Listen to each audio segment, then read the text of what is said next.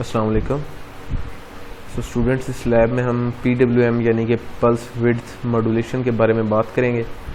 तो pulse width modulation basically एक technique है जिससे हम किसी भी लोड के क्रॉस जो पावर डिलीवर कर रहे हैं उसको हम कंट्रोल कर सकते हैं।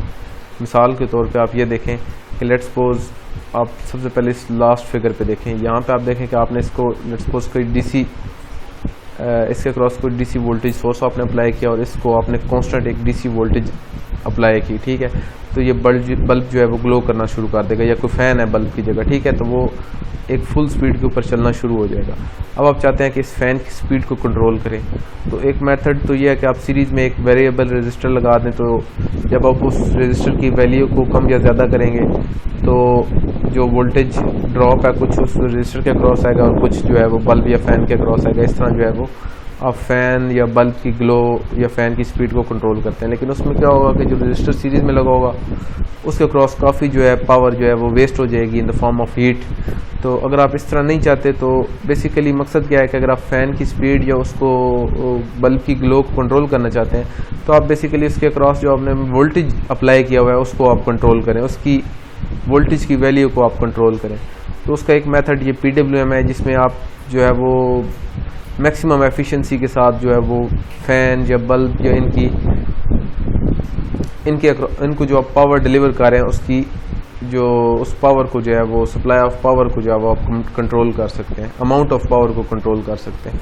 तो लेट्स सपोज इस फिगर में देखें, ये जो लास्ट फिगर है यहाँ पे आप देखें कि ये एक पल्स है। इसका मतलब ये है कि ये एक जो आपने DC सोर्स इस बल्ब के साथ लगाया हुआ था उसके दरमियान में आपने एक मॉसफेट स्विच लगा दी है जिसको आप ऑन या ऑफ कर रहे हैं एक डिफाइंड फ्रीक्वेंसी पे।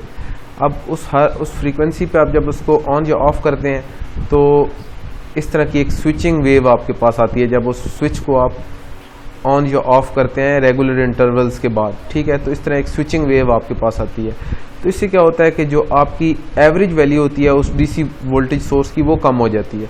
मतलब लेट्स सपोज अगर DC वोल्टेज सोर्स अब 5 वोल्ट का, तो अगर आपने वो जो स्विच लगाया सीरीज़ में, अगर आप उसकी जो स्विचिंग फ्रीक्वेंसी या उस स्विचिंग फ्रीक्वेंसी की आप जो ड्यूटी साइकिल है अगर वो आप मैक्सिमम रखेंगे तो मैक्सिमम पावर डिलीवर होगी, क्योंकि एवरेज वैल्यू जो होगी उस DC पावर सोर्स की वो हाई होगी। अब इस लास्ट वाली वे में आप देखें तो इसमें ड्यूटी साइकिल जो है, ड्यूटी साइकिल होता है मैक्सिमम ऑन टाइम ज़्यादा है, ऑफ टाइम कम है, ठीक है। तो इसका मतलब है मैक्सिमम पावर डिलीवर होगी इस बल्ब को। लेकिन अगर आप दरमियान वाली फिगर पे गौर करें तो यहाँ पे आप देखें कि आपने वो DC सोर्स लगाया हुआ है, उसके साथ आपने जो स्विच कनेक्ट किया था, जब अगर आप उसको लेट्स सपोज इसको हम कहते हैं कि 50% इसकी ड्यूटी साइकिल है, मतलब हाफ ऑफ द टाइम के लिए ऑन है और हाफ ऑफ द टाइम के लिए ऑफ है। मतलब आप 10 सेकेंड्स के लिए स्विच ऑन करते हैं, फिर 10 सेकेंड के बाद 10 सेकेंड के लिए स्विच ऑफ करते हैं, फिर 10 सेकेंड के लिए ऑन करते हैं, 10 सेकेंड के लिए ऑफ रखते हैं, ठीक है। तो उसमें क्या होगा कि जो वेव बनेगी वो कुछ इस तरह की बनेगी जिस तरह आप देख रहे हैं, ठीक है।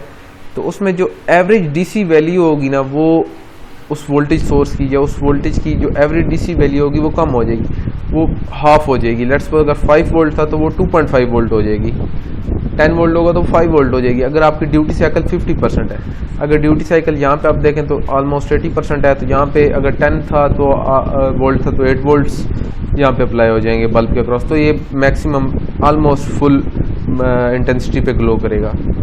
यहाँ पे ये 50% इंटेंसिटी पे ग्लो करेगा क्योंकि ड्यूटी साइकिल 50% था। यहाँ पे आप देखें तो ड्यूटी साइकिल जो है वो है ऑलमोस्ट आप कह लें 10% है। तो 10% पे आप अगर 10 वोल्ट्स का सोर्स लगा हुआ है तो इस बल्ब को जो वोल्टेज जो है वो इसके क्रॉस जो वोल्टेज ड्रॉप आएगा वो ऑलमोस्ट 10 में से 2 वोल्ट्स होगा। अगर 20% ड्यूटी साइकिल है, 10% ड्यूटी साइकिल है तो 1 वोल्ट होगा। तो depending upon the duty cycle आप जो है वो पावर किसी भी लोड के क्रॉस अमाउंट ऑफ पावर को आप कंट्रोल कर सकते हैं। तो इसी तरह अगर आपने फ़ैन की स्पीड कंट्रोल करनी है तो आप इस PWM जो टेक्निक है इसका इस्तेमाल कर सकते हैं। नॉर्मली जो इंडस्ट्रीज़ में यूज़ होती हैं फ्रीक्वेंसी ड्राइव्स स्पीड कंट्रोल करने के लिए मोटर्स की, तो उसमें यही टेक्निक जो है वो PWM की जो है वो टेक्निक अप्लाई की जाती है। लेकिन इसकी एक एडवांस फॉर्म होती है जो उनमें यूज़ की जाती है, वो बेसिकली होती है साइनोसाइडल PWM। इसका जो आप डिटेल जो है वो आपको पावर इलेक्ट्रॉनिक कोर्स में बताया जाएगा, लेकिन मैं यहाँ आपको एक ओवरव्यू दे देता हूँ कि लेट्स सपोज आपके पास आपके घरों में जो इन्वर्टर्स वगैरह लगे होते हैं या यूपीएस लगे होते हैं, आपकी जो नॉर्मल जो एसी सप्लाई होती है वो एक साइनोसॉइडल वेव होती है, ठीक है। लेकिन जब आप यूपीएस से एक डीसी सोर्स से आप जो है वो एक एसी जो है वो लोड चलाना चाहते हैं, तो उसमें क्या होगा कि आपको कन्वर्जन करनी पड़ती है। लेकिन उस कन्वर्जन को अगर आप सिंपल पीडब्ल्यूएम टेक्निक से करेंगे तो वो आपके पास एक स्क्वायर वेव आएगी। तो स्क्वायर वेव होती है, उसमें बहुत ज़्यादा हार्मोनिक्स होते हैं। हार्मोनिक्स बेसिकली जो है ना वो आपकी जो अप्लायंस है उसके लिए जो है ना वो डेंजरस होते हैं, उससे उसकी इंसुलेशन वीक हो जाती है या इस तरह की, उसमें Aahista Aahista with the passage of time वो आपकी जो डिवाइस है वो ख़राब हो जाएगी। तो आप चाहते हैं कि अगर आप ऑलमोस्ट साइनोसॉइडल वेव जनरेट करना चाहें तो उसके लिए आप बजाय पीडब्ल्यूएम के आप साइनोसॉइडल पीडब्ल्यूएम जनरेट करते हैं। इन्वर्टर्स में आपको पता है कि एच ब्रिज यूज़ होता है या हाफ ब्रिज यूज़ होगा या फुल ब्रिज एच ब्रिज। तो उस केस में जो आप स्विचिंग जो उन स्विचेस की स्विचिंग पीडब्ल्यूएम जनरेट करेंगे बजाय सिंपल पीडब्ल्यूएम के, आप उनको अगर साइनोसॉइडल पीडब्ल्यूएम जो है वो अप्लाई करें उन स्विचेस पे, तो आपको जो आउटपुट पे रिजल्टेंट वेव मिलेगी वो टाइप ऑफ इस तरह की होगी जिस तरह का ये सिग्नल आ रहा है ये। तो ये पीडब्ल्यूएम साइनोसॉइडल पीडब्ल्यूएम आप जनरेट किस तरह कर सकते हैं, ये इस तरह होती है कि लेट्स सपोज आपके पास एक होगा कैरियर सिग्नल होगा और एक मॉड्यूलेटिंग सिग्नल होगा। जो कैरियर सिग्नल होगा वो आप रैंप वेव ले सकते हैं या ट्रायंगुलर वेव ले सकते हैं। रैंप या ट्रायंगुलर वेव दोनों से आप जो है वो साइनोसॉइडल पीडब्ल्यूएम जनरेट कर सकते हैं। तो ये बेसिकली एक इसमें जो फिगर शो हो रही है इसमें एक ट्रायंगुलर वेव है और मॉड्यूलेटिंग सिग्नल जो होता है वो हमेशा जो है वो साइनोसॉइडल सिग्नल होगा, ठीक है। तो अब आप देखें कि जैसे ही ये साइनोसॉइडल जो रैंप वेव है, जैसे ही तो अब यहाँ पे आप देखें कि जैसे ही इसका एम्पलीट्यूड जो है वो इस मॉड्यूलेटिंग सिग्नल से कैरियर सिग्नल का हाई होता है, तो ये देखें आपकी आउटपुट लो चली जाती है इस कंपैरेटर की।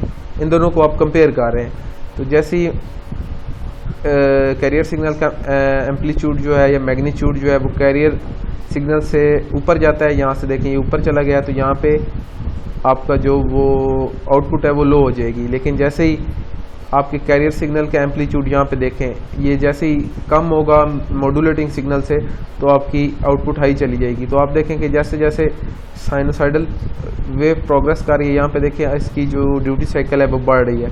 यहाँ पे मैक्सिमम पीक वैल्यू है, वहाँ पे ड्यूटी साइकिल सबसे ज़्यादा है। यहाँ पे देखिए मैक्सिमम ऑन टाइम है, फिर ये थोड़ा उससे कम, फिर उससे कम। जब बिल्कुल मिनिमम पे आ जाते हैं तो बिल्कुल मिनिमम ऑन टाइम होता है और मैक्सिमम ऑफ टाइम होता है। तो ये इसी तरह जैसे साइन वेव ग्रेजुअली इंक्रीज़ करती है, पीक वैल्यू पे जाती है, फिर कम होना शुरू हो जाती है, सेम उसी को डिपिक्ट करता है ये नीचे जो पीडब्ल्यूएम जनरेट होती है। तो आप देखें कि ये ग्रेजुअली जो है वो इंक्रीज़ करना शुरू कर दे, ड्यूटी साइकिल मैक्सिमम पे पहुंच के इसकी ड्यूटी साइकिल मैक्सिमम होगी और फिर कम होना शुरू हो जाएगी। तो इस तरह ये एक जो साइकिल है वो कंप्लीट होता है और इसी तरह फिर दूसरा साइकिल है। तो ये एक सिंपल टेक्निक थी, ये एनालॉग मेथड है जनरेट करने का साइनोसॉइडल पीडब्ल्यूएम। आप साइनोसॉइडल पीडब्ल्यूएम जो है वो कंट्रोलर से भी जनरेट कर सकते हैं, लेकिन इस लैब में जो है हम सिंपल पीडब्ल्यूएम पे ज़्यादा फोकस करेंगे। तो ये जो साइनोसॉइडल पीडब्ल्यूएम है इसका जो मेन कॉन्सेप्ट है वो आपको पावर इलेक्ट्रॉनिक के कोर्स में जो है वो दिया जाएगा। तो अभी हम सिंपल पीडब्ल्यूएम जनरेट करेंगे, तो उसके लिए हमारे जो माइक्रो कंट्रोलर है उसमें एक सीसीपी मॉड्यूल होता है। सीसीपी मॉड्यूल होता है capture compare PWM, capture compare and PWM module. तो ये पिक में जो है ना ये दो मॉड्यूल हैं, CCP1 और CCP2। अब इन दोनों के अपने अपने कंट्रोल रजिस्टर्स हैं, CCP1 कंट्रोल रजिस्टर और CCP2 कंट्रोल रजिस्टर। अब मैं आपको बारी बारी बताऊंगा कि कैप्चर मोड क्या होता है, कंपेयर मोड क्या होता है और पीडब्ल्यूएम मोड क्या होता है। ये जो मॉड्यूल है ये तीनों काम करता है। तो मैं आपको डाटा शीट से जो है वो इसका मेन कॉन्सेप्ट जो कंपेयर कैप्चर मोड का है वो मैं बता देता हूँ। वैसे हम लोगों ने करना PWM मोड है, लेकिन मैं आपको उनका भी जो ओवरव्यू दे देता हूँ।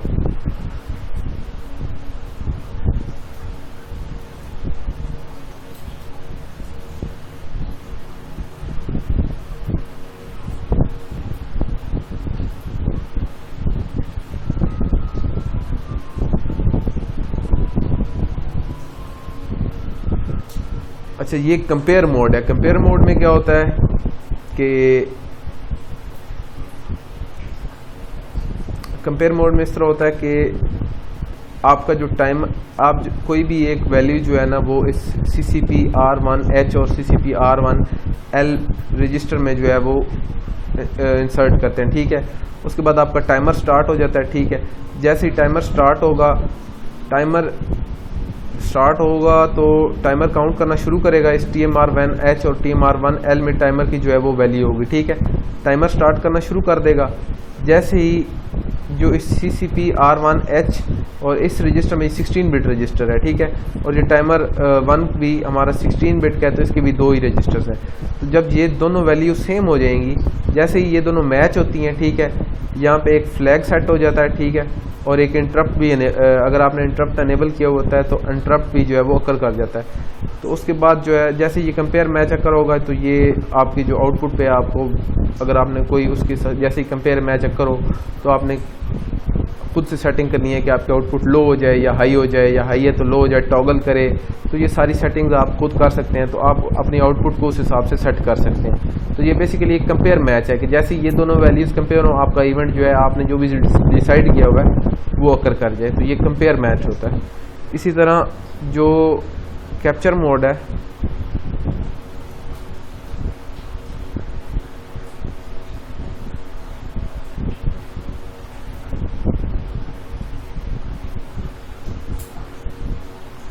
कैप्चर मोड में क्या होता है कि लेट्स सपोज आपके पास कोई एक्सटर्नल इवेंट है, ठीक है, आप देखना चाहते हैं कि कितनी देर बाद वो इवेंट अकर करता है। लेट्स सपोज आपकी एक्सटर्नली आपने कोई ऐसा कनेक्ट किया हुआ है सिस्टम के, आप देखना चाहते हैं कि कितनी देर बाद आपको कोई लो टू हाई पल्स मिलती है, कितनी देर के बाद आपको लो टू हाई पल्स आती है। तो आप क्या करेंगे कि आप इस टाइमर 1 को आप स्टार्ट कर देंगे, और इस CCP R1H में जो है ना, बल्कि नहीं, आपकी एक्सटर्नली जैसे ही आपका टाइमर स्टार्ट हो जाएगा, आपका टाइमर 1 जो है वो स्टार्ट हो जाएगा काउंटिंग करना। और जैसे ही आपका टाइमर 1 स्टार्ट हो जाएगा, आप लेट्स सपोज जैसे ही आपकी externally high to low pulse आती है, जैसे ही आपकी हाई टू लो पल्स आएगी, आपने प्री स्केलर जो भी रखना है, आप चाहते हैं कि 4 हाई टू लो पल्स आए, उसके बाद जो हाई टू लो पल्स आए वो आप देखें, या पहली हाई टू लो पल्स आप देख लें, या लो टू हाई दोनों आप देख सकते हैं। मतलब आप पॉजिटिव एज भी, मतलब आप राइजिंग एज भी डिटेक्ट कर सकते हैं और फॉलिंग एज भी डिटेक्ट कर सकते हैं। तो लेट्स सपोज आप राइजिंग एज डिटेक्ट करना चाहते हैं, तो जैसे ही आपका राइजिंग एज आएगा, आपने प्री स्केलर 1 रखा हुआ है, आपका राइजिंग एज डिटेक्ट होगा, आपका एक जो है वो फ्लैग भी सेट हो जाएगा, और उसके बाद जो है आपका इंटरप्ट भी अकर कर जाएगा। और जैसे ही इंटरप्ट अकर करेगा, जो टाइमर की जो भी वैल्यू होगी वो इस CCP R1H रजिस्टर और CCP R1L रजिस्टर में आ जाएगी। तो अब उस टाइमर वैल्यू को देखते हुए हम देख लेंगे कि कितनी देर बाद जो है हमारा वो इवेंट अकर किया है, हमारी एक हाई टू लो पल्स आई है या लो टू हाई पल्स आई है, डिपेंडिंग अपॉन द सेटिंग्स जो हमने की है। तो ये दो मैंने आपको ओवरव्यू दे दिया कि कैप्चर मोड क्या करता है। कैप्चर मोड में क्या होता है कि आप जो CCP मॉड्यूल होता है उसकी जो पिन होती है उसको आप एज एन इनपुट रखते हैं कि आप एक्सटर्नली किसी इवेंट को वॉच करते हैं।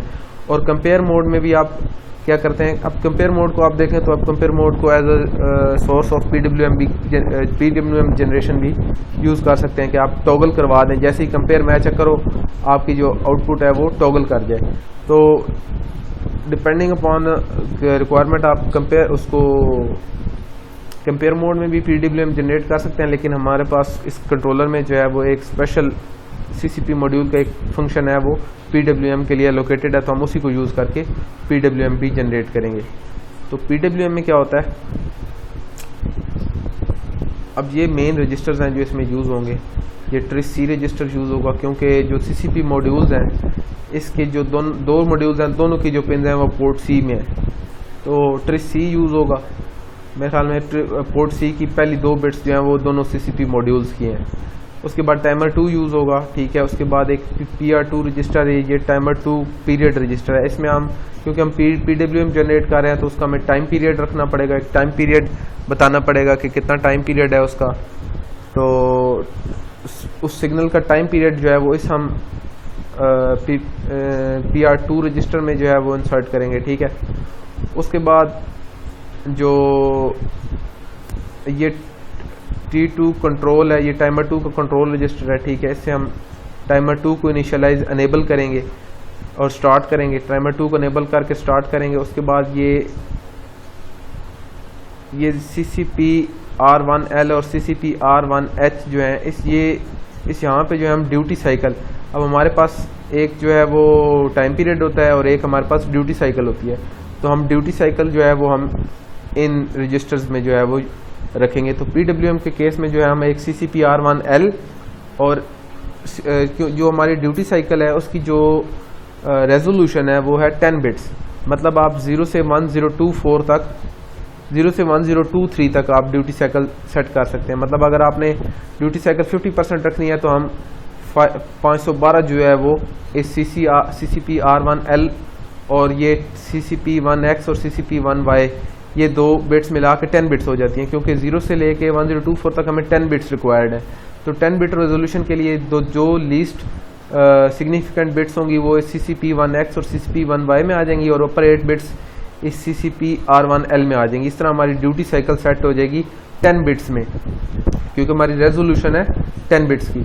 तो अब 0 से 1024 तक वैल्यूज़ हैं। अगर हम चाहते हैं कि हमारी ड्यूटी साइकिल हो मैक्सिमम तो हम 1024 1111 सब में, यहाँ पे भी 8 बिट्स 1 आ जाएंगे, 8 बिट्स में 11 आ जाएगा और इन दोनों पे भी 11 आ जाएगा। तो इस तरह maximum duty cycle 100% duty cycle अगर 50% रखनी है तो हम 512 जो है वो 512 इस LSB में और इस CCP R1L में और इसमें CCP1X और CCP1Y में जो है वो इंसर्ट कर देंगे। तो इस तरह हमारी जो ड्यूटी साइकिल की जो वैल्यू है वो कंट्रोलर को पता चल जाएगी हमारी ड्यूटी साइकिल कितनी है।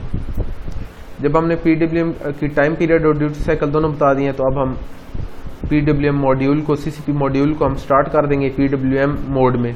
तो हमारी PWM जो है वो जनरेट होना स्टार्ट हो जाएगी। ये बेसिक रजिस्टर्स थे जो हमने यूज़ करने हैं। अब ये टेम्परेचर कह रहा हूँ, ये टाइमर 2 कंट्रोल रजिस्टर है, इसका आपको इतना ज़्यादा मैं बताऊंगा नहीं। ये हमने सिर्फ टाइमर 2 इसको ऑन करना है और इनेबल करना है। इसके अलावा मैं आपको जो है ये CCP1 कंट्रोल रजिस्टर का मैं बता देता हूँ। बाकी ये आपने टाइमर 2 का बाकी मैंने आपको समझाया हुआ है, सिर्फ आपने ये टाइमर 2 को ऑन करना है यहाँ से। ये इस टीम और प्री स्केलर आपने इसमें सेट करना है।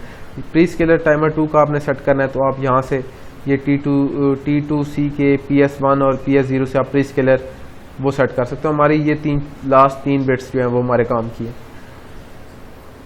तो ये CCP1 कंट्रोल रजिस्टर है, इसकी मैं आपको बिट्स जो है उनका फंक्शन बता देता हूँ। जो बिट 7 है वो 0 ही रहेगी, ठीक है। ये 3 to 6 बिट्स जो हैं ये हम यूज़ नहीं करेंगे। पोस्ट स्केल बिट्स ये हम यूज़ नहीं करेंगे PWM जनरेशन में, तो ये 0 ही हम कंसिडर करेंगे 3 से 6। उसके बाद जो ये वही टाइमर 2 का रजिस्टर है, ये मैं वही बता रहा हूँ। तो हम बेसिकली ये टाइमर 2 का ये बिट 2 यूज़ करेंगे और 10 को मैंने बता दिया प्री स्केलर सेट करने के लिए। बेसिक था ये CCP1 कंट्रोल रजिस्टर। तो इसकी जो 7 और 6 बिट्स हैं ये 0 ही रहेंगी, ये अनयूज्ड हैं। उसके बाद ये CCP-X और CCP-XY, ये बेसिकली डिपेंडिंग अपॉन मॉड्यूल आप CCP मॉड्यूल 1 यूज़ कर रहे हैं या CCP मॉड्यूल 2 यूज़ कर रहे हैं। तो उस केस में जब आप ड्यूटी साइकिल PWM मोड में जब आप ड्यूटी साइकिल जो है वो इंसर्ट करेंगे कंट्रोलर को, जो उसकी ड्यूटी साइकिल की वैल्यू असाइन करेंगे, तो उसके जो लास्ट 2 बिट्स होंगे वो इन 2 बिट्स में आ जाएंगे, लीस्ट सिग्निफिकेंट 2 बिट्स जो होंगे। इसी तरह ये जो आगे CCP M0 से M3 तक जो बिट्स हैं, ये 4 बिट्स जो हैं ये मोड सेलेक्ट करने के लिए कैप्चर मोड, कंपेयर मोड या PWM मोड। तो हम बेसिकली PWM मोड में इनको 1100 या 1111 डिपेंडिंग, ये XX हैं। बस हमने हमारा काम किया है कि हमने 3 और 4 बिट को जो है वो 2 और 3 बिट को जो है हमने 11 रखना है PWM मोड के लिए। बाकी 0 और 1 जो होंगी वो बेशक 00 01 हो, जो भी हो, उससे कोई फ़र्क नहीं पड़ता। तो ये CCP कंट्रोल रजिस्टर की जो है वो बिट वाइज मैंने एक्सप्लेनेशन दे दी। उसके बाद जो हमारा PWM मॉड्यूल है, CCP मॉड्यूल काम कैसे करेगा इन PWM मोड। तो उसमें क्या होगा कि हमने एक जो है वो PR2 में क्या है, हमने टाइम पीरियड की वैल्यू दी है कि टाइम पीरियड कितना होगा हमारे PWM वेव का। उसके बाद क्या होगा कि जो ये CCP R1L और वो जो 2 बिट्स थी उसकी कंट्रोल जो उसका कंट्रोल रजिस्टर है CCP का, CCP मॉड्यूल के कंट्रोल रजिस्टर की 2 बिट्स, वो मिला के हमारे पास ड्यूटी साइकिल बनती है, ठीक है। तो उसमें हम जो ड्यूटी साइकिल की वैल्यू है वो इंसर्ट कर देंगे। अब क्या होगा कि टाइमर 2 में हम एक वैल्यू जो है वो, बल्कि हम टाइमर 2 को स्टार्ट कर देंगे। टाइमर 2 काउंटिंग स्टार्ट कर देगा 0 से। जैसे ही काउंटिंग स्टार्ट होगी टाइमर की, टाइमर 2 हम स्टार्ट करेंगे, टाइमर 2 काउंटिंग स्टार्ट कर देगा। जो उसकी वैल्यू होगी वो TMR2 रजिस्टर है उसमें होगी। जैसे ही टाइमर 2 स्टार्ट करेगा काउंटिंग, और जैसे ही इन दोनों की वैल्यू कंपेयर होगी, अब PR2 में हमने एक फिक्स वैल्यू इंसर्ट कर दी है, असाइन कर दी है PR2 रजिस्टर में। तब क्या होगा कि जैसे ही टाइमर 2 की वैल्यू PR2 की वैल्यू से कंपेयर होगी, तो क्या होगा कि यहाँ पे हमारे पास एक हाई जो है वो पल्स मिलेगी यहाँ पे। तो जैसे ही हाई पल्स आएगी तो यहाँ पे जो ये सेट है, यहाँ पे जैसे ही हाई आएगा तो ये लैच है। लैच में जैसे ही सेट पे हम हाई पल्स देते हैं तो हमारी लैच जो है उसकी आउटपुट हाई हो जाती है। उसके बाद एक बार इसकी आउटपुट हाई होगी तो ये फिर तब तक लो नहीं होगी जब तक हमारा रीसेट हाई नहीं होता।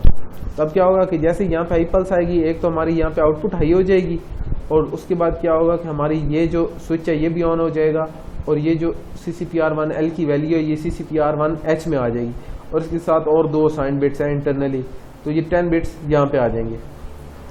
अब फिर क्या होगा कि अब इसमें जो वैल्यू होगी वो कंपेयर होगी टाइमर 2 के साथ। अब फिर जब ये वाली वैल्यू टाइमर 2 के साथ कंपेयर होगी तो क्या होगा कि जैसे ही कंपेयर मैच अक्कर करेगा तो यहाँ पे रीसेट पे 1 मिल जाएगा। तो जैसे ही रीसेट पे 1 मिलेगा तो हमारे यहाँ पे आउटपुट 0 हो जाएगी। ऑलरेडी यहाँ पे 1 मिला था तो ये आउटपुट हाई हो गई थी। तो जैसे यहाँ पे रीसेट पे 1 आएगा तो लैच हमारी रीसेट हो जाएगी। तो ये इस तरह जो है हम हाई टू लो ट्रांजिशन करेंगे और हमारे पास एक पल्स आएगी। तो मैं आपको इसकी एक और सिंपल सी एक डायग्राम दिखा के या ग्राफिकली आपको समझा देता हूँ। अब ये देखें, यहाँ पे देखें, लेट्स सपोज आपके पास एक PR2 की कोई वैल्यू आपने असाइन की, ये वो PR2 की वैल्यू थी, और इसी तरह आपने एक वैल्यू असाइन की जिसकी लेवल है ये यहाँ पे CCP R1H में आपने कोई वैल्यू इंसर्ट की, ठीक है। अब ये लेट्स सपोज ये 100 थी, ये 150 है, ठीक है। तो ये 100 पे है, ये 100 आपकी CCP R1L में आ गई जो ड्यूटी साइकिल के लिए थी, और ये टाइम पीरियड की है। जो टाइम पीरियड आपने डिफाइन करना है उसके लिए जो आपकी वैल्यू है, ये मैं आपको बताऊंगा कि वैल्यूज किस तरह आपने ड्राइव करनी है। एक फार्मूले हैं सिंपल आपने उसमें जो है वो डाटा इंसर्ट करेंगे और आपके पास वो नॉन डाटा है, सारा नॉन डाटा होगा, आप वो इंसर्ट करेंगे तो आपके पास ये ड्यूटी साइकिल के लिए आपने अगर ड्यूटी साइकिल 50% रखनी है तो आप CCP R1L में क्या वैल्यू इंसर्ट करेंगे तो वो आ जाएगी। इसी तरह जो PR2 में अगर डिपेंडिंग अपॉन टाइम पीरियड कितना रखना है तो वो वैल्यू भी आपको मिल जाएगी। तो लेट्स सपोज मैं अभी फिलहाल फॉर एग्जांपल कह रहा हूँ कि आपके पास जो PR2 में वैल्यू आती है वो आती है 150 और CCP R1L में जो आती है वो 100, ठीक है। तब क्या होगा कि जैसे काउंटर स्टार्ट हो जाएगा, 0 से काउंट करना स्टार्ट हो गया टाइमर। जैसे ही टाइमर पहुंचा जी 100 पे, तो 100 पे जो है वो कंपेयर मैच अकर हुआ, ठीक है। या मैं आपको यहाँ से बताता हूँ, यहाँ से आप देखें कि जैसे ही आपकी जो कंपेयर मैच अकर होता है वहाँ पे, एक मिनट, जैसे ही आपका यहाँ पे रीसेट पे 1 आता है उसमें कंपेयर मैच अकर होता है CCP R1H का और टाइमर 2 का, ठीक है। तो यहाँ पे जैसे ही कंपेयर मैच अकर होता है आपका यहाँ पे लो हो जाता है, आउटपुट लो हो जाती है। तो आप यहाँ पे देखें कि जैसे ही कंपेयर मैच अकर हो रहा है, ये देखें ये टाइमर 2 का CCP R1L के साथ जो जैसे ही कंपेयर मैच अकर हो रहा है आपकी आउटपुट लो होगी, ठीक है। और ये तब तक लो रहेगी जब तक जो है वो दोबारा वापस यहाँ पे सेट पे 1 नहीं मिलता। तो सेट पे कब 1 मिलेगा? जब टाइमर 2 की वैल्यू PR2 से मैच करेगी। तो टाइमर 2 की वैल्यू आप देखें, अब यहाँ पे कंपेयर मैच अकर हुआ, ठीक है, उसके बाद यहाँ पे देखिए जैसे यहाँ पे टाइमर 2 की वैल्यू PR2 से मैच कर गई, तो जैसे टाइमर 2 की वैल्यू PR2 से मैच करेगी आउटपुट आपकी फिर हाई हो जाएगी। तो ये देखें यहाँ पे आपकी आउटपुट फिर हाई होगी। यहाँ पे कंपेयर मैच चक्कर हुआ था तो लो हुई थी, यहाँ पे कंपेयर मैच चक्कर हुआ तो फिर हाई होगी। ठीक है, अब उसके बाद क्या होगा, टाइमर आपका फौरन रीसेट हो जाएगा, फिर टाइमर काउंट करना स्टार्ट कर देगा। जैसे ही टाइमर 2 की CCPR1L रजिस्टर से वैल्यू मैच होगी, ये रहा CCPR1L, ठीक है, ये यहाँ पे आ जाएगी CCPR1H में। तो जैसे इसके साथ कंपेयर होगी तो आपकी क्या होगा, रीसेट हाई हो जाएगा। तो रीसेट हाई होगा तो आपकी लैच रीसेट हो जाएगी, तो आउटपुट 0 हो जाएगी। तो आउटपुट 0 होगी तो आप ये देखिए यहाँ पे कंपेयर मैच चक्कर हुआ, ठीक है, तो आउटपुट आपकी 0 होगी। अब लेट्स सपोज आपने क्या किया है कि आपने वैल्यू CCPR1L की चेंज कर दी है। लेट्स सपोज उसका लेवल आपने उसको 50 कर दिया, 100 थी 50 कर दिया। तो अब क्या होगा कि आप देखें कि ये ड्यूटी साइकिल कंट्रोल कर रही थी, तो ड्यूटी साइकिल होता है कितनी देर ऑन टाइम है, ठीक है, तो ऑन टाइम आपका कम हो जाएगा। देखें ये वैल्यू आपने कम की, तो अब जैसी कंपेयर मैच चक्कर होगा, ये देखिए यहाँ पे आपकी 0 हो जाएगी। फिर जब PR2 का कंपेयर मैच चक्कर होगा तो फिर आपकी वैल्यू हाई हो जाएगी। तो ये टाइमर मॉड्यूल इस तरह जो है वो काम करता है।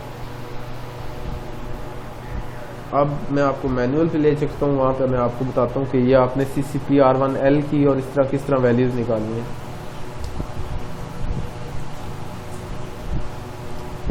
अच्छा, लेट्स सपोज आपने 100 हर्ट्ज की जो है वो PWM वेव जनरेट करवानी है, 100 हर्ट्ज की, ठीक है। 100 हर्ट्ज की जो वेव होगी उसका जो टाइम पीरियड होगा वो 1 मिली सेकेंड होगा, या 0.001 सेकेंड, 1 मिली सेकेंड उसका टाइम पीरियड हो जाएगा और 100 हर्ट्ज उसकी फ्रीक्वेंसी हो जाएगी। अच्छा, उसके लिए आपने सबसे पहले ये फॉर्मूला लिखा हुआ है PR2 + 1 4, ये हमारी जो उसका क्रिस्टल ऑसिलेटर की फ्रीक्वेंसी है वो है, और ये TMR2 की वैल्यू, ठीक है। तो अभी हमें PWM का पीरियड पता चल गया कि हमें कितना पीरियड रखना है, हमारा टाइम पीरियड कितना होना चाहिए, वो हमें पता है 0.001 सेकेंड। उसके बाद हमें ऑसिलेटर हमारे जो फ्रीक्वेंसी है उसका हमें पता है वो कितनी है, तो वो 4 मेगाहर्ट्ज है, तो उसका जो टाइम पीरियड हो जाएगा वो हो जाएगा 2.5 × 10⁻⁷, ठीक है। तो ये हमारी ये T ऑसिलेटर जो है वो टाइम पीरियड है हमारे क्रिस्टल ऑसिलेटर का, ठीक हो गया। अब हमने निकालनी क्या है, PR2 की वैल्यू, जो हमें PR2 में क्या होता है, बेसिकली हमारा टाइम पीरियड होता है। तो टाइम पीरियड हमारा 0.001 सेकेंड है, उसके लिए हमें कितनी PR2 की वैल्यू चाहिए। तो PR2 की वैल्यू एवेल्युएट करेंगे, यहाँ से हमारे पास टाइमर 2 का जो भी प्री स्केलर है वो हम प्री स्केलर सेलेक्ट करना है कि आपकी वैल्यू है जो है वो 0 से 255 के दरमियान आए। अगर आपकी वैल्यू 8 बिट से ज़्यादा जा रही है, PR2 8 बिट रजिस्टर है, तो आप प्री स्केलर बढ़ाते जाएँ। अब लेट्स सपोज मैं यहाँ पे प्री स्केलर यूज़ कर रहा हूँ 16, तो प्री स्केलर मेरा 16 हो गया। आप 4 यूज़ करके भी चेक कर सकते हैं। अगर तो वो 255 से वैल्यू कम आती है PR2 में जो आपने इंसर्ट करनी है तो इट्स फाइन, अगर वो 255 से ग्रेटर आती है तो आप फिर प्री स्केलर बढ़ा देंगे, ठीक है। अब सारी चीज़ें आ गई हैं, अब आपने सिर्फ यहाँ से PR2 जो है वो सेपरेट कर लेना है। PR2 सेपरेट करके यहाँ पे आपने इसमें सारी वैल्यूज़ इंसर्ट कर देंगे, ठीक है। तो आप जब सारी वैल्यूज़ इस फॉर्मूले में इंसर्ट करेंगे तो आपके पास जो वैल्यू आएगी वो आएगी 61। तो अब ये 255 से कम है, ये 8 बिट में आप जो है 8 बिट रजिस्टर में आप असाइन कर सकते हैं। तो ये जी ओके है, आपने सही किया, यहाँ तक आपका जो है वो वैल्यू सेट होगी। अब उसके बाद आपने क्या निकालना है, दूसरा ड्यूटी साइकिल। ड्यूटी साइकिल के लिए आप क्या करेंगे, उसके लिए भी फॉर्मूला है सिंपल। ड्यूटी साइकिल का फॉर्मूला ये है कि अब वो जो CCPR1L और जो 2 बिट्स थी कंट्रोल CCP कंट्रोल रजिस्टर की जो 10 बिट की वैल्यू है वो आपने निकालनी है। तो वो ये वाली वो चीज़ होगी, ठीक है। आप इसको एक साइड पे कर लेंगे, बाकी फॉर्मूले की चीज़ें एक साइड पे कर लेंगे। ये अब PWM ड्यूटी साइकिल आपको पता है कितनी आपने रखनी है, 50% रखनी है, 30% रखनी है, कितनी रखनी है, तो वो डिपेंडिंग अपॉन आपकी रिक्वायरमेंट कितनी है। अगर आपने लेट्स सपोज 50% ड्यूटी साइकिल रखनी है, मतलब half of the time on और half of the time off हो, तो अब आप क्या करेंगे कि 50% जो है वो ड्यूटी साइकिल आपका पूरा टाइम पीरियड कितना था 0.001, तो 50% उसका कितना होगा 0.0005, ठीक है। तो ये आपकी 50% ड्यूटी साइकिल होगी, तो ये वो वैल्यू है। ये 0.005 अगर आपका 30% होता तो आप 0.0003 हो जाता, ठीक है। तो डिपेंडिंग अपॉन द रिक्वायरमेंट आपने यहाँ से वो वैल्यू निकाल लेनी है। जो मेन टाइम पीरियड है जो रिक्वायर्ड वेव का है उससे उसका आपने 50% या 30% जो भी बनता है वो आपने लेना है, ठीक है। उसके बाद आपने ये वैल्यू आपके पास आ जाएगी। उसके बाद आपने क्या करना है, ये टी ऑसिलेटर आपको पता है ये क्रिस्टल ऑसिलेटर का टाइम पीरियड है, और ये टाइमर 2 का प्री स्केलर है 16, ठीक है। तो ये 16 प्री स्केलर था, उसके बाद ये ऑसिलेटर क्रिस्टल ऑसिलेटर का टाइम पीरियड, और ये सारा मल्टीप्लाई करेंगे तो हमारे पास वैल्यू आ जाएगी 1 to 5। अब ये 10 बिट वैल्यू है, तो इसमें क्या होगा कि 1 to 5 बेसिकली इसको अगर हम उसमें कन्वर्ट करें बाइनरी में, तो हमारे पास क्या आता है, ये 1 1, ये इतनी वैल्यू आती है 1 1 1 1 1, 5 बार 1 और फिर 0 1। अब क्या होगा कि जो दो लीस्ट सिग्निफिकेंट बिट्स होंगे ये तो जाएंगे सीसीपी कंट्रोल रजिस्टर की जो 2 बिट्स थी उनमें, बाकी जो ये 5 बिट्स हैं और जो बाकी मिला के 3 जो 10 बिट्स हमने पूरे करने हैं वो 3 0 हो जाएंगे, और ये बाकी 3 1 1 1 1 बकाया हैं ये सीसीपी R1L रजिस्टर में चले जाएंगे। तो इस तरह हमारे 10 बिट्स पूरे हो जाएंगे, ठीक है। तो ये देखें, ये 0 1 जो है हम ये कंट्रोल रजिस्टर की 4 और 5 बिट्स जो है उसमें लिखेंगे, और बाकी जो ये 5 बिट्स बकाया थे और 7 3 0 मिला के 10 बिट्स पूरे करके हम सीसीपी R1L रजिस्टर में डाल देंगे। अच्छा, ये होगी ये वैल्यू उसकी ड्यूटी साइकिल की। अब आपने क्या करना है, अब आपने क्या उसके बाद जो आपने रिक्वायरमेंट है वो है कि आपने TRISC-2 की जो बिट है उसको आपने एज एन आउटपुट डिक्लेयर कर देना है। जो सीसीपी मॉड्यूल की बिट है 2, सीसीपी मॉड्यूल की जो बिट है वो पोर्ट सी की बिट 2 है, उसको आपने एज एन आउटपुट सेट कर देना है, ठीक है। सीसीपी 1 है तो उसकी बिट है 2,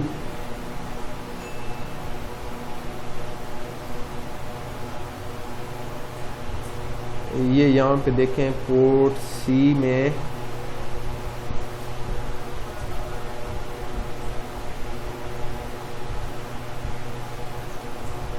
बिट 2 सी की कहाँ है,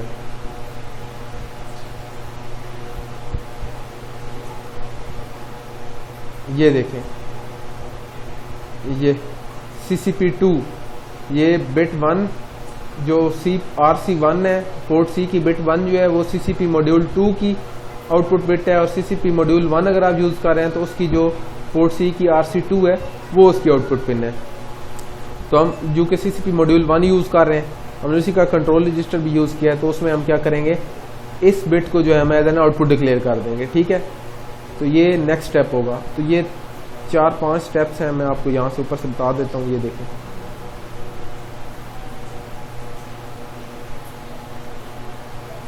जो आपने फॉलो करने हैं। ये सबसे पहले आपने PWM सेट कर ली, उसके बाद आपने ड्यूटी साइकिल सेट कर ली, उसके बाद आपने बिट 2 को आपने आउटपुट बिट सेट कर लिया, उसके बाद आपने टाइमर 2 को इनेबल कर देना है विद प्री स्केलर, और उसके बाद आपने जो है वो टाइमर 2 का हमने प्री स्केलर 16 था तो हम 16 की सेटिंग करेंगे, और उसके बाद हमने कॉन्फ़िगर कर देना है CCP मॉड्यूल को PWM ऑपरेशन के लिए, ठीक है। तो ये 5 स्टेप्स हैं, तो ये 5 स्टेप्स हम कोड में फॉलो करेंगे। तो ये मैंने पहले असेंबली में कोड लिखा है, ठीक है। तो सेम वही 100 हर्ट्ज की सारी सेटिंग्स है, वही वैल्यूज़ जो मैंने अभी निकाली थी 61 और 1 to 5 वही मैंने यहाँ पे इंसर्ट किए हैं। ये आपने ऊपर वाली सारी डाटा शीट से देख लेनी है किस तरह मैंने लिखे हैं। तो मैं सीधा मेन प्रोग्राम पे चलता हूँ। ये देखें, मैंने PR2 में सबसे पहला स्टेप किया, उसमें मैंने टाइम पीरियड की वैल्यू इंसर्ट कर दी, फिर मैंने ड्यूटी साइकिल की वैल्यू सेट की, और उसके साथ ही मैंने आउटपुट कर उसको बिट 2 को मैंने एज एन आउटपुट सेट कर दिया। तो मैंने TRISC पे उसको मैंने क्लियर कर दिया, TRISC की बिट 2 को मैंने क्लियर कर दिया, ठीक है। तो हमारी जो पोर्ट सी की बिट 2 थी वो एज एन आउटपुट सेट होगी। उसके बाद ये मैंने ड्यूटी साइकिल सेट कर दी यहाँ पे। अब यहाँ पे देखें कि 0x1f कैसे आता है। ये 0x1f इस तरह आता है ड्यूटी साइकिल सेट करने में। मैंने आपको बताया था कि पहली टोटल 10 बिट्स हैं, तो हमारा कुछ आंसर आया था 1 to 5, उसको अगर हम 10 बिट्स में लिखें तो वो इस तरह ये जो यहाँ से ये आगे वाली 3 बिट्स हैं ये हमने 0 0 कर दी है, 0 0 0, और हमारा इस तरह की 7 बिट्स में हमारा आंसर आता है। अगर हम बाइनरी में कन्वर्ट करें तो हमारी ये 7 बिट्स बनती हैं, ये 1 to 5 को, बाकी 3 हमने 0 कर दिए, तो ये टोटल इस तरह हमारे 10 बिट्स हो जाएंगे। 10 बिट में लिख दिया। अब क्या होगा कि जो आखिरी 2 बिट्स हैं ये मैं लिखूंगा CCP कंट्रोल रजिस्टर में। ये देखें, ये देखिए CCP कंट्रोल रजिस्टर था, ये CCP1 कंट्रोल रजिस्टर। इसकी जो 4 और 5 बिट है उनको मैंने ये 4 और 5 ये 0 1 2 3 ये 4 और 5 बिट, ये देखिए 0 1 4 और 5 बिट में मैंने 5 बिट 0 4 बिट 1। तो यहाँ पे देखें 5 बिट 0 4 बिट 1, आखिरी 2 बिट्स जो हैं वो वहाँ पे आ गई, और बाकी जो ये बिट्स थी 8 बिट्स ये CCP-R1L रजिस्टर में आ जाएंगी। तो इसको अगर मैं X में करूँ तो ये 1 और ये F, तो 0 ये 1F आ गया। ठीक है, आप इसी तरह भी लिख सकते हैं, मैंने इसको 1F लिख दिया तो आपने इसको अपनी मर्जी से लिख लिया, तो ये 1F आ गया। ठीक है, और उसके बाद ये मैंने टाइमर 2 को इनेबल कर दिया है यूजिंग प्री स्केलर 16, और ये 10 से प्री स्केलर 16 आ जाता है, और ये 0 1 जो है ये जो 1 किया मैंने इससे टाइमर इनेबल हो जाएगा। ठीक है, तो ये लास्ट 3 बिट्स हमारे काम की थी, तो टाइमर 2 ऑन हो जाएगा और इस तरह जो है हमारा ये कोड कंप्लीट हो जाएगा, और हमें एक 1 मिलीसेकंड की वेव मिल जाएगी, जिस टाइम पीरियड 1 मिलीसेकंड होगा और फ्रीक्वेंसी जो है उसकी 100 हर्ट्ज होगी या 1 किलोहर्ट्ज। ये बिल्ड हो गया, इसको मैं जो है वो रन करके आपको दिखा देता हूँ।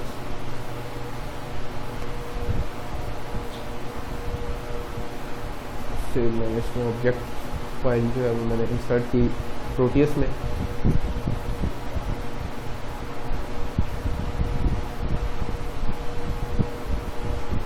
तो मेरे पास ये एक वेव आ गई है, कर्सर मेरा ऑन है।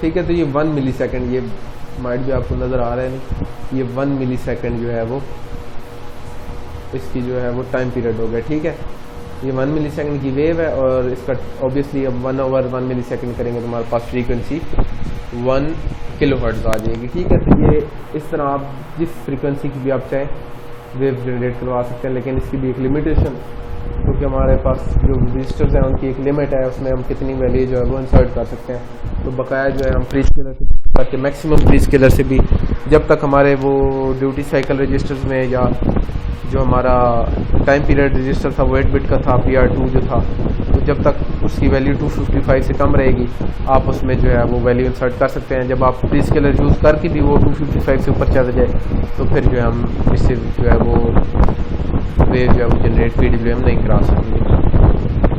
तो ये तो था असेंबली में। मैं आपको C में भी इसका कोड दिखा देता हूँ। C में भी सिंपल सा कोड है। ठीक है, ये मैंने ऊपर वाली सेटिंग जो है वो सेम उसी तरह की है जिस तरह असेंबली में थी। यहाँ से आपका मेन प्रोग्राम स्टार्ट होगा। ये मैंने उसको एज एन आउटपुट डिक्लेयर कर दिया ट्रिस C को, वहाँ पे मैंने 000 वहाँ पे मैंने बिट क्लियर की थी। अब मेरा कोड पूरा क्लियर कर कोड को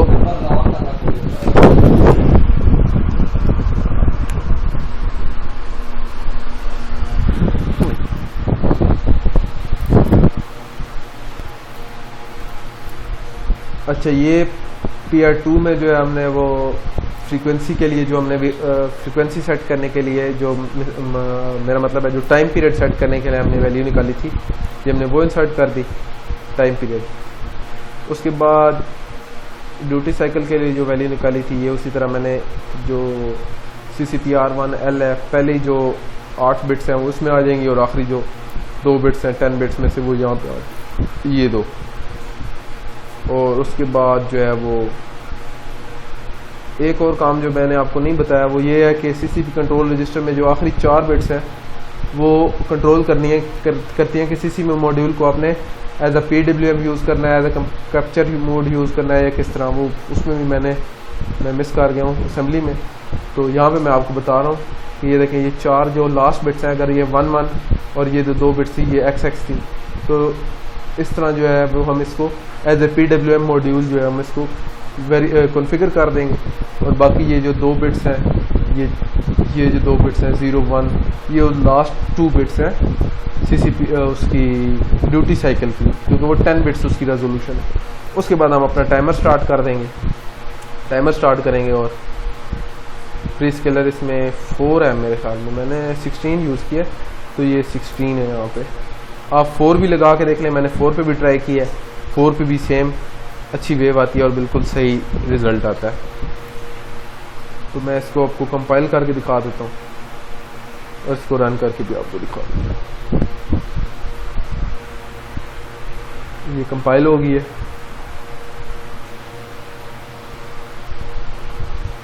तो ये PWM1 जो है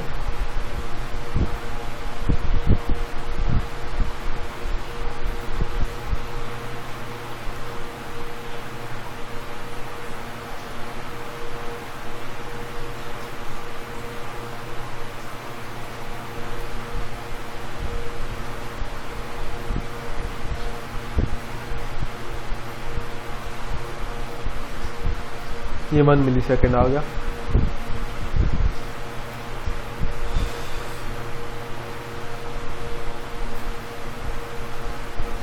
अब आपका जो टास्क है, आपने क्या करना है कि आपने पोर्ट B पे 2 स्विच लगाने हैं और उन स्विचेस की जो है वो स्टेट के ऊपर आपने अपनी ड्यूटी साइकिल वैल्यू सेट करनी है। तो सिंपली आपने इफ स्टेटमेंट यूज़ करनी है, उसमें आपने पोर्ट की वैल्यू बतानी है कि अगर पोर्ट की वैल्यू ये होगी तो मेरी जो ड्यूटी साइकिल की वैल्यू होगी वो ये होगी, और इस तरह आपने ये सारा प्रोसीजर उसे एक इफ स्टेटमेंट में कर देना है। ये सारा प्रोसीजर सिर्फ उसमें आप ड्यूटी साइकिल की वैल्यू चेंज कर देंगे। उस तरह ये सारा प्रोसीजर करके इस तरह अगर आपकी पोर्ट की जो वैल्यू होगी, लेट्स सपोज जो है वो ये 01 बनता है जी, 1 है, पोर्ट B की वैल्यू है 1, ठीक है। तो उसमें क्या होगा कि सारे 0 होंगे, सिर्फ RB0 जो है वो 1 होगा। तो पोर्ट B इक्वल टू 1 हो तो आपकी वैल्यू आ जाएगी, आपकी ड्यूटी साइकिल की वैल्यू ये होगी। आपने उस इफ स्टेटमेंट के अंदर ड्यूटी साइकिल की ये वाली वैल्यू इंसर्ट करके बाकी सारी वही सेटिंग करके फिर CCP मॉड्यूल को ऑन करवा देना है और सारी ये वैल्यूज आपने कैलकुलेट करनी है 30% के लिए, 60% के लिए, 80% के लिए, 90% के लिए। ये आपने यूजिंग फार्मूला कैलकुलेट करनी है और जो टाइम पीरियड होगा वो आप टाइम पीरियड रख लें वेव का, आपने 3 किलोहर्ट्ज़ की आप जो है वो वेव जनरेट करवा दें। तो ये इस तरह आपने ये 4 स्विचेस लगाना है और इन स्विचेस की स्टेट के ऊपर आपने ये ड्यूटी साइकिल चेंज करवानी है। तो ये आपका होम टास्क है।